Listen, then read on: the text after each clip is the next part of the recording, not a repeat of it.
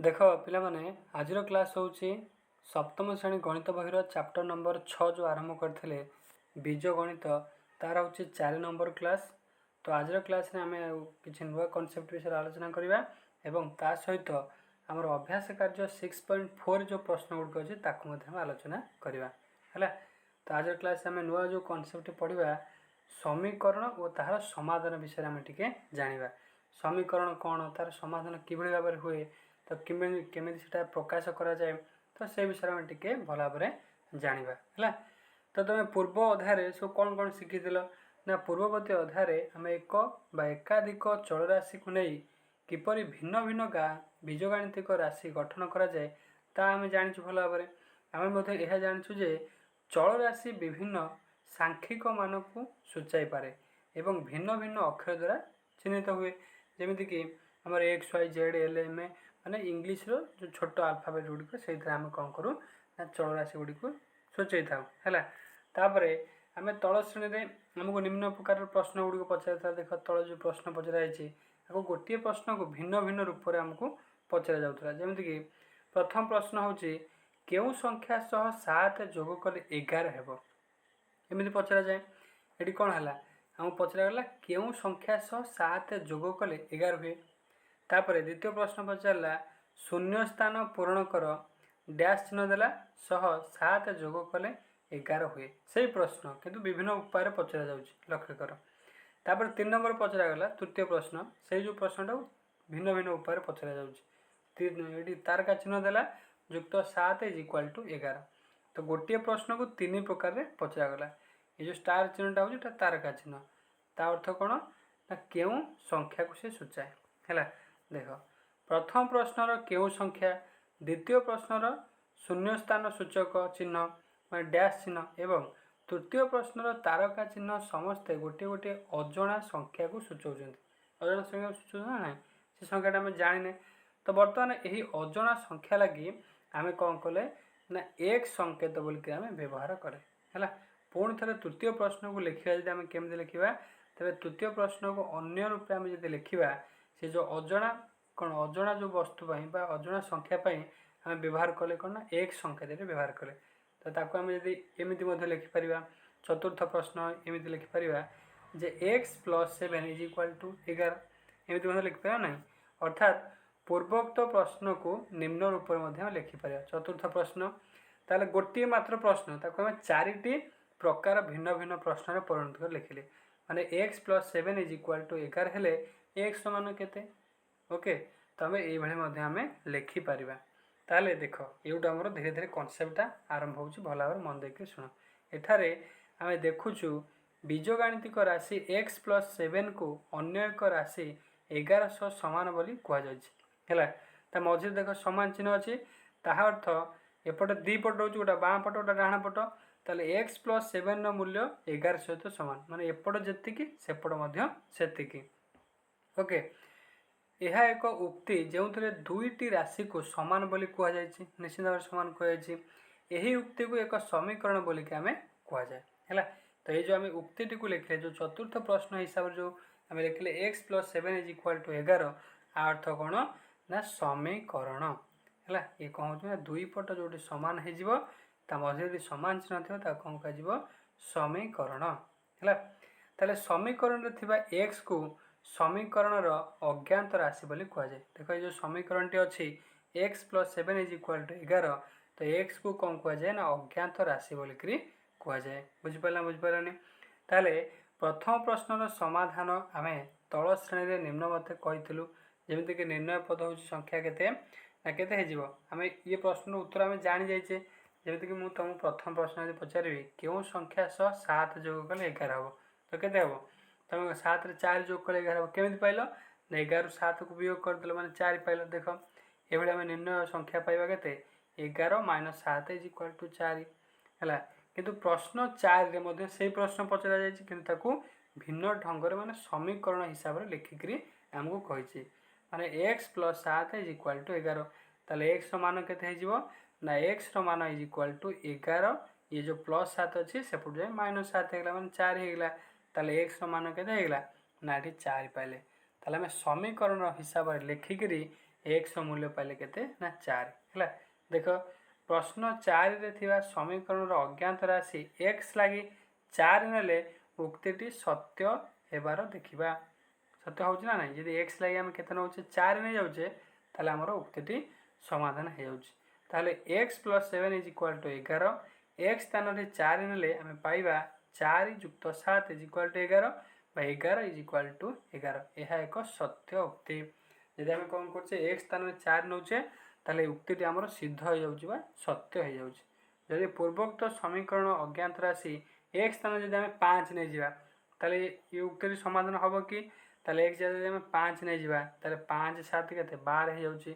ताले यह सत्य होउछ कि? सत्य हो नै, माने दी पट हमर समान हेउ नै। ताले एही परि परीक्षा करी देखा जाय पारे जे x स्थान रे 4 व्यतीत अन्य कोनोसी संख्या बसाइले समीकरण एक सत्य उक्ति परिणत हेबो नै। यदि x स्थान रे हमें 4 को छाड़ दिया जे कोनोसी संख्या भी बसेबा ताले से 11 सहित केबे हेले भी समान हेबो नाही। बुझि पारलानी? ताले हम कहू x रो मान 4 लागि समीकरणटी सिद्ध हुए। निश्चित भाव में x रो मान पय यदि हम 4 बसेबा ताले समीकरणटी हमर सिद्ध हबो। तेनु करे हम कोन कहबा x + 7 = 11 समीकरण रो समाधान होउची x = 4 हैला। ताले समीकरण जानि गेलो तार समाधान होउची केते ना x = 4। जतले हम x स्थान रे 4 बसेबा तार मूल्य कोन हे जिवो समीकरणटी समाधान हे जिवो। बुझि पारलानी? ताले तमे समीकरण कोन भला हो जानि पारलो, समाधान मध्य कोन भला हो जानि पारलो। तो एई हिसाब रे कोन करिवो देखो गोटा टेबल अछि, टेबल तुम पूर्ण करिया को चेष्टा करिवो हैला। तो देखो टेबल ले कोन कहउची ना कहउची निम्न सारणी रो खाली घर पूर्ण कर, उत्तर हां किबा ना रे नाही हेबो ताको दर्शेबो हैला। जेबि देखो क्रमिक संख्या देला 1 2 3 एमति हम सीरियल दे देला, समीकरण देइछि, मूल्य देइछि हैला। समीकरण केते कहइछि ना x + 3 = 0। ताले यदि x स्थान में 3 बसे देबा 0 सहित समान हबो कि? 3 3 तो 6 हो जाउछि, 0 सहित ताले नाही लिखिबो हैला। तो ये कोठरटी को भला भाबरे पूर्ण करिवो। तापर देखो x + 3 = 5। ताले x जगह रे हम 2 बसे देबा 2 3 5 ताले सिद्ध हो जिवो, हां लिखिबो हैला। तो उत्तर खाली हां ना रे कोन करी लिखि करी ये जो कोठरटा कोन करियो ना पूर्ण करिवो। बुझि पारला नै हैला। ये कोठरी को पूर्ण करिया बहुत जरूरी। आको पूर्ण कले तमे जानि परिबो जे को मूल्य पय समीकरणटी हमर सिद्ध होउची बा समाधान हमर एतिक होउची। बुझि पारलो? तापर कोन करिवो एति करसारिया परे तापर आउटा देखो तळे गोटिए कोठर देछि, आकु भला भाबरे बुझौछ देखो। से कहउची उक्ति गुडी को सारणी रो बाम पट स्तंभ रे लिखा जायछि हैला। उक्ति गुडी को बाम पट लिखा जायछि एवं प्रत्येक उक्ति को गाणितिक संकेत व्यवहार करी सारणी रो डाहाण पाख स्तंभ रे लिखा जायछि। गाणितिक उक्ति व्यवहार करा जायछि जेमिति कि हमर संकेत सब रहला हमर इंग्लिश रो अल्फाबेट ए ठार जेड पर्यंत जे कोनोसी भी संकेत हम व्यवहार करि परिबो। देखो प्रथम उक्ति कोन लिखा जायछि भलो भाबरे एटा को लक्ष्य करो।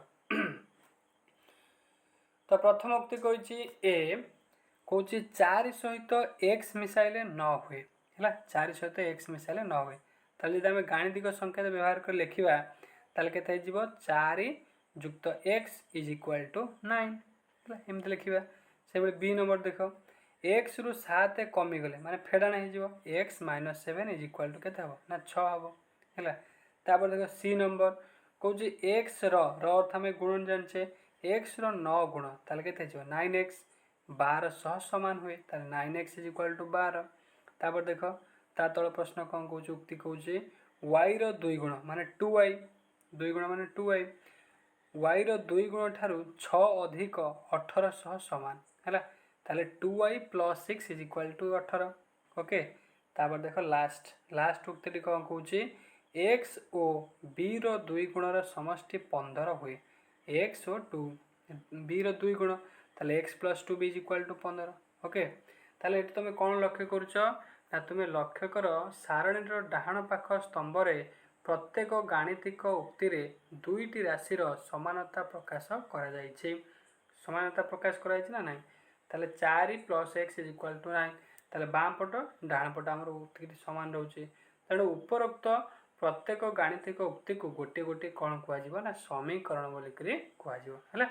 जेदो दुई पट समान रहउछि तेणु कर आगो कोन कुआ जिवो समीकरण बोली कुआ जिवो। प्रथम 4टी समीकरण रे गोटे लेखाएं अज्ञात राशि x अथवा y अच्छी। प्रथम देख 4टा को लक्ष्य कर, ये 4x + 9 अच्छी, ताले ये गोटे उक्ति x अच्छी अज्ञात राशि। द्वितीय केवल x अच्छी, तृतीय x अच्छी, चतुर्थ y गोटे मात्र अज्ञात राशि अच्छी। किंतु 5 नंबर को लक्ष्य कर, ये x अच्छी b अच्छी, ताले दीटा ये अज्ञात राशि रोचे है। ताले प्रथम आम जो 4टी समीकरण गोटे गोटे लेखाएं अज्ञात राशि x अथवा y प्रत्येक समीकरण को एक अज्ञात राशि विशिष्ट समीकरण बोली कह। देखिबो जो समीकरण गोटे मात्र अज्ञात राशि थिबो ता कौन कह एक अज्ञात राशि विशिष्ट समीकरण। बुझिपारनी जदि एक रु अधिका थिबो ता कौन कह बहु राशि विशिष्ट बहु अज्ञात राशि विशिष्ट समीकरण कह। जदि एक रु अधिका रहिला ओके, ताले जो समीकरण रे अज्ञात राशि सर्वोच्च घात 1 होता है ताको सरल बा एक घाती समीकरण बोली कहवा। तो जो प्रथम 4टी उक्ति को आम लक्ष्य कले ये अज्ञात राशि केवल गोटे लेखा रोचे, आंकर घात 1 रोचे, तेणुक आपको आहरी आम कौन कह सरल बा एक घाती समीकरण बोलिक आम कहवा। बुझेगा ये क्लीयर होगा। फल 1 ठारू 5 पर्यंत प्रत्येक समीकरण होती एक एक समीकरण जो सरल समीकरण माने एक घाती समीकरण है। जेहेतु आम घात संख्या 1 रोचे तेणुकर आपको कौन कह ना एक घाती समीकरण बा सरल सह समीकरण। बुझिपार है। ताले आम आज समीकरण और तार समाधान विषय जानिले। ताले सब कौन कौन समीकरण संबंध में आम कौन कौन सब जानिले ये सब किसी पॉइंट रे लिखाई। ये पॉइंट को भल भाव पढ़ुचे मन देकर शुण है। तो प्रथम पॉइंट कौन कौन ना दुईटी बीजगाणितिक राशि मध्य एक समानता को समीकरण बोलिक कहुए। ये आम देखिले दुईटी बीजगाणितिक राशि बाँ पट रोचे डाण पट रोचे आंकर जो समानता मझे समान चिन्ह दि जाऊँगी आपको कौन कहुए ना समीकरण बोलिक कहुए। यहाँ प्रथम पॉइंट रहा। द्वितीय पॉइंट कौन समीकरण दुईटी पार्श्व रही जमी कहले बाम पार्श्व गोटा हूँ डाण पार्श्व दक्षिण पार्श्व। समीकरण दुई पार्श्व मध्यरु अति कम रे गोटे पार्श्व अज्ञात राशि विशिष्ट होगा दरकार। जेकोसी गोटे पार्श्व हो कि दुईटा पार्श्व चलो है सेटा आम आगू जाना। गोटे पार्श्व अज्ञात राशि गोटे रहा निश्चिंत भाव आवश्यक न समीकरण बोली कहना। अज्ञात राशि रहा बहुत जरूरी। तापर देख 3 नंबर पॉइंट कौन समीकरण में व्यवहृत अज्ञात राशि सर्वोच्च घात अनुजाई समीकरण नामकरण कराए। जमी गोटे घात रही एक घाती कहुदी घात संख्या बढ़ला दीटा है द्विघाती कह, 3टा रहा त्रिघाती कह, 4टा रहा चतुर्घाती कह। तो ये जितेटा घात रही अनुसार आम समीकरण नामकरण करवा। तापर आहरी आम कर जदि आमर अज्ञात राशि गोटे रहा एक अज्ञात राशि विशिष्ट कहुपर, दुईटा अज्ञात राशि रही दुई अज्ञात राशि विशिष्ट कहुपर, दुईटा 3टा 4टा 5टा 6टा एमती बहु अज्ञात राशि विशिष्ट आम समीकरण कहीपर। देख 4 नंबर पॉइंट से लिखाई समीकरण में व्यवहृत अज्ञात राशि मानकर संख्या अनुजाई समीकरण नामकरण होता है। जमीक एक अज्ञात राशि रही एक अज्ञात राशि विशिष्ट समीकरण, तापर दुईटा जो अज्ञात राशि रहा जमीक आम देखिले एक्स आ बी दुईटा अच्छा दुई अज्ञात राशि विशिष्ट समीकरण। तो एमती आम पढ़ी पारिबा ओके। तो लास्ट पॉइंट कौन कौन अज्ञात राशि जो मान पाई समीकरण टी सिद्ध माने समीकरण टी दुई पट सामान हो जाए है ताल कौन कह अज्ञात राशि जो मान पाई समीकरण टी सिद्ध ताहाको समीकरण समाधान बोली कहुए। कौन कह समीकरण समाधान बोलिक कहला। ताले एक अज्ञात राशि विशिष्ट एक घाती समीकरण एकमात्र समाधान संभव। ताले जोटी गोटे मात्र अज्ञात राशि थी तार मात्र गोटे समाधान ही संभव हो पार है। तो यहाँ थे आमर कनसेप्ट को भल भाव बुझे समीकरण कौन तार समाधान कौन कौ मूल्य पर समीकरण टी सिद्ध होता है समाधान होता है। तो से विषय में भल भाव आलोचना कले। तो जी आम भल भाव बुझिले से कनसेप्ट को बेस कर अभ्यास कार्य 6.4 जो प्रश्न गुड़िक देती मुझे खाली टिके आलोचना करुँचे। तुम घरे निजे जाकि अभ्यास कर जिते भल भाव तुम अभ्यास कर सेते तुम क्लीयर हम है। आउ जो जगह तुम प्रोब्लेम रोचे निसंकोचर मत प्रश्न कर निश्चित भाव में उत्तर करी है। तो देख 1 नंबर कौन कौन 1 नंबर कौन एक अज्ञात राशि विशिष्ट सरल बा एक घाती समीकरण गुड़ी को बाछि लेख है। ମାତ୍ର ଗୋଟିଏ ଘାତ ଥିବ ଏବଂ ଅଜ୍ଞାତ ରାଶି ମଧ୍ୟ ଗୋଟିଏ ଥିବ। ଦେଖ ପ୍ରଥମ ସମୀକରଣଟି ହେଇଯିବ 3x plus 3 is equal to 7 ଏଇଟା ହେଇପାରିବ। ତାପରେ ख ନମ୍ବର ହେଇପାରିବ କି ଦୁଇଟା ଏଠି ଅଜ୍ଞାତ ରାଶି y x ଅଛି ଏଇଟା ହେବନି। ଗ ନମ୍ବର ଠିକ୍ ଏଇଟା ହେଇପାରିବ। ଘ ନମ୍ବର ହେଇପାରିବ। ଙ ନମ୍ବର ହେଇପାରିବ। च ନମ୍ବର ହେଇପାରିବ ନାହିଁ। ଏଠି xy ହେଇଗଲା ସେଠି x ହେଇଗଲା। ତାପରେ 6 ନମ୍ବର ହେବ ନାହିଁ କାହିଁକି ନା ଘାତ ସଂଖ୍ୟା ଏଠି 2 ରହିଗଲା ସେ ଆମକୁ କହିଛି ଏକଘାତୀ ସମୀକରଣ। ଜ ନମ୍ବର ହେଇପାରିବ ହେଲା ଏଇଟା ହେଲା 1 ନମ୍ବର। ତାପରେ ଦେଖ 2 ନମ୍ବର କହୁଛି 2 ନମ୍ବର ଆମେ ଏখানে ଏକ୍ଜାମ୍ପଲ ବୁଝିଲେ ଯେମିତିକି x କୁ ଅଜ୍ଞାତ ରାଶି ରୂପେ ନେଇ ନିମ୍ନ ଉକ୍ତି ଗୁଡ଼ିକୁ ଗାଣିତିକ ଉକ୍ତିରେ ପ୍ରକାଶ କର। ଯେମିତି ଆମେ ସେ 4ଟା ପ୍ରଶ୍ନ ତିଆରି କଲେ ଗୋଟିଏ ଥିଲା ପ୍ରଶ୍ନ ମାନେ ଏ ଯେଉଁ 7ରେ କେଉଁ ସଂଖ୍ୟା ମିଶାଇଲେ 11 ହେବ। ପ୍ରଶ୍ନ ଥିଲା ଗୋଟିଏ ତାକୁ ବିଭିନ୍ନ ପ୍ରକାର ଉପାୟରେ ଆମେ ଲେଖୁଥିଲେ ସମୀକରଣ ମାଧ୍ୟମରେ ଲେଖିଲେ ତ ସେ ସେଇଟା କହୁଛି x କୁ ଅଜ୍ଞାତ ରାଶି ରୂପେ ନେଇ ନିମ୍ନ ଉକ୍ତି ଗୁଡ଼ିକୁ ଗାଣିତିକ ଉକ୍ତିରେ ପ୍ରକାଶ କର। ଦେଖ ଆମେ ମୁଁ କିଛିଟା ଆଲୋଚନା କରୁଛି ତମେ ନିଜେ କରିବ। କ ନମ୍ବର କହୁଛି ଗୋଟିଏ ସଂଖ୍ୟାରୁ 3 ବିয়োଗ କଲେ ବିয়োଗଫଳ 7 ହୁଏ। ତାହେଲେ ଗୋଟିଏ ସଂଖ୍ୟା କି ଆମେ ଜାଣିନେ ତାହେଲେ ମନେକର ନେଇଯିବ x ରୁ ଦେଖିବ x ରୁ 3 ବିয়োଗ କଲେ ବିয়োଗଫଳ 7 ହୁଏ ଏମିତି ଲେଖିପାରିବ। ସେଭଳି 10 ଗୋଟିଏ ସଂଖ୍ୟାର 2 ଗୁଣରୁ 4 କମ୍। 10 ଗୋଟିଏ ସଂଖ୍ୟାର 2 ଗୁଣରୁ 4 କମ୍ ତାହେଲେ 10 ଇଜ୍ ଇକ୍ୱାଲ୍ ଟୁ ଗୋଟିଏ ସଂଖ୍ୟା ମନେକର x ନେଇଗଲ ହେଲା 10 ଗୋଟିଏ ସଂଖ୍ୟାର 2 ଗୁଣରୁ ମାନେ 2x - 4 ଇଜ୍ ଇକ୍ୱାଲ୍ ଟୁ 10 ଏମିତି ଲେଖିପାରିବ। ତାପରେ ଗ ନମ୍ବର କହୁଛି ଗୋଟିଏ ସଂଖ୍ୟା ମାନେ x ଗୋଟିଏ ସଂଖ୍ୟାର 3 ଭାଗରୁ ତାହେଲେ x ବିଭକ୍ତକ 3 ଗୋଟିଏ ସଂଖ୍ୟାର 3 ଭାଗରୁ 1 ଭାଗ ହେଉଛି 6 ହେଲା ତାହେଲେ କେମିତି ଲେଖିବ ତାହେଲେ x ବିଭକ୍ତକ 6 ଇଜ୍ ଇକ୍ୱାଲ୍ ଟୁ ଗୋଟିଏ ସଂଖ୍ୟାର 3 ଭାଗରୁ x ବିଭକ୍ତକ 3 is equal to 6 okay. ତ ଏଇଭଳି ଭାବରେ କ'ଣ କରିବ ଆକୁ ଉକ୍ତି ଗୁଡ଼ିକୁ ଗାଣିତିକ ଉକ୍ତିରେ ପ୍ରକାଶ କରିବ ବୁଝିହେଲା। ତାପରେ ଦେଖ 3 ନମ୍ବର କ'ଣ କହୁଛି 3 ନମ୍ବର କହୁଛି ନିମ୍ନଲିଖିତ ସମୀକରଣ ଗୁଡ଼ିକୁ ସାଧାରଣ ଉକ୍ତିରେ ପ୍ରକାଶ କର। ଦେଖ ଏଠି ଆମକୁ ଉକ୍ତି ଦେଇଥିଲା ଆମେ କ'ଣ କଲେ ତାକୁ ଗାଣିତିକ ଉକ୍ତିରେ ପ୍ରକାଶ କଲେ। ତ ଏଠି ଆମେ କ'ଣ ଦେଇଛି ନିମ୍ନ ସମୀକରଣକୁ ସାଧାରଣ ଉକ୍ତିରେ ଆମେ ପ୍ରକାଶ କରିବା। ତାହେଲେ x - 5 ଇଜ୍ ଇକ୍ୱାଲ୍ ଟୁ 9 ତାହେଲେ କେଉଁ ସଂଖ୍ୟାରୁ 5 ବିয়োଗ କଲେ 9 ହେବ ଏମିତି ମଧ୍ୟ ଲେଖିପାରିବ ହେଲା ଆକୁ ସବୁ ଏଭଳିଆ ଲେଖିବ। ତାପରେ ଦେଖ 4 ନମ୍ବର କ'ଣ କହୁଛି 4 ନମ୍ବର କହୁଛି ନିମ୍ନ ପ୍ରଶ୍ନ ମାନଙ୍କରେ ଥିବା ଅଜ୍ଞାତ ସଂଖ୍ୟାକୁ x ନେଇ ପ୍ରଶ୍ନ ଗୁଡ଼ିକ ସମୀକରଣ ରୂପେ ଲେଖ। ଦେଖ କେଉଁ ସଂଖ୍ୟାର 2 ଗୁଣ 16 ସଙ୍ଗେ ସମାନ ତାହେଲେ କେଉଁ ସଂଖ୍ୟା ମନେକର x 2x is equal to 16 ଏଭଳିଆକୁ ଲେଖିବ ସବୁ ହେଲା ଆମେ ସବୁ ଆଲୋଚନା କରୁଛେ ତମେ ଖାଲି ନିଜେ କର ଯେଉଁ ଜାଗାରେ ପ୍ରୋବ୍ଲେମ୍ ହେବ ମୋତେ କମେଣ୍ଟ ଜଣାଇବ ହେଲା। ଦେଖ ଘ ନମ୍ବର ଦେଖ କହୁଛି କେଉଁ ସଂଖ୍ୟାର 1/4 ହେଉଛି 5 ତାହେଲେ କେଉଁ ସଂଖ୍ୟା ମାନେ x ନେଇଯିବ x ଗୁଣନ 1 ବିଭକ୍ତକ 4 1/4 ଇଜ୍ ଇକ୍ୱାଲ୍ ଟୁ କେତେ ନା 5 ଏମିତି ମଧ୍ୟ ଦର୍ଶାଇ ପାରିବ। ତ ଲାଷ୍ଟ କ୍ୱେଶ୍ଚିନ୍ ହେଉଛି 5 ନମ୍ବର 5 ନମ୍ବର କହୁଛି ନିମ୍ନ ସୂଚନା ଗୁଡ଼ିକୁ ଅନୁଧ୍ୟାନ କରି ତାକୁ ସମୀକରଣ ମାଧ୍ୟମରେ ପ୍ରକାଶ କର। ଦେଖ ଏ ଦୁଇଟା ପ୍ରଶ୍ନ ମୁଁ କହିଦେଉଛି ଟିକେ ତମ ବଡ଼ ଦେଖାଉଛି ଟିକେ କଷ୍ଟିକା ଲାଗିବ ହେଲା। ଦେଖ ପ୍ରଥମ ପ୍ରଶ୍ନ କ'ଣ କହୁଛି ନା ରୋଜିର ବାପାଙ୍କ ବୟସ ହେଉଛି କେତେ 49 ବର୍ଷ ହେଲା ମାନେ 50ରୁ ଗୋଟିଏ କମ୍ 49 ବର୍ଷ। ସେ କହୁଛି ବାପାଙ୍କର ବୟସ ରୋଜି ବୟସର 3 ଗୁଣରୁ 4 ବର୍ଷ ଅଧିକ ହେଲା। ସେ କହୁଛି ରୋଜିର ବୟସକୁ y ବର୍ଷ ନେଇ ସମୀକରଣଟି ଲେଖ।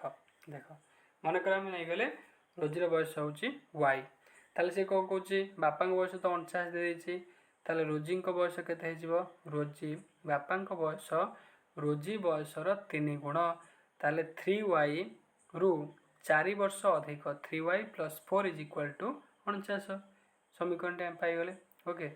ତାପରେ ଦେଖ ଖ ନମ୍ବର କହୁଛି ଇରଫାନ ପାଖରେ ଥିବା ମାର୍ବଲ ସଂଖ୍ୟା ହେଉଛି 37 ଓକେ। ଇରଫାନ କହିଲା ପରମିତ ପାଖରେ ଥିବା ମାର୍ବଲ ସଂଖ୍ୟାର 5 ଗୁଣରୁ 7ଟି ଅଧିକ ମାର୍ବଲ ମୋ ପାଖରେ ଅଛି ଓକେ ମାନେ ତା ପାଖରେ 37ଟି ଅଛି। ତାହେଲେ ପରମିତ ପାଖରେ ଥିବା ମାର୍ବଲ ସଂଖ୍ୟାକୁ ଆମେ ମନେକର x ମାନିବା ତାହେଲେ ପରମିତ ପାଖରେ ଥିବା ମାର୍ବଲ ସଂଖ୍ୟାର ମାନେ ଗୁଣନ मनकर एक्स मानले परमित पाखे एक संख्या को मार्बल अच्छी मार्बल संख्यार 5 गुण माने 5x रु 7 अधिक +7 ताहले 5x + 7 is equal to 37 okay बुझेला। तो ये भाव कौन कर समीकरण रे प्रकाश करी समाधान तो करिया समीकरण करवा ओके। तो यहाँ था आम अभ्यास कार्य 6.4 प्रश्न गुड़िक आम आलोचना कले सहित समीकरण कौन तार कि भाव में समाधान करा जाए से विषय में टी आलोचना कले। तो मुझे निश्चित आशा कर आज जहाँ भी तुम पढ़े भल भाव बुझीपार जदि कौन कनसेप्ट कि कौन क्वेश्चन जहाँ भी तुम कला बेले प्रोब्लेम रत कमेंट कर जन है। तो आज क्लास को एंड करवा। धन्यवाद। जय जगन्नाथ।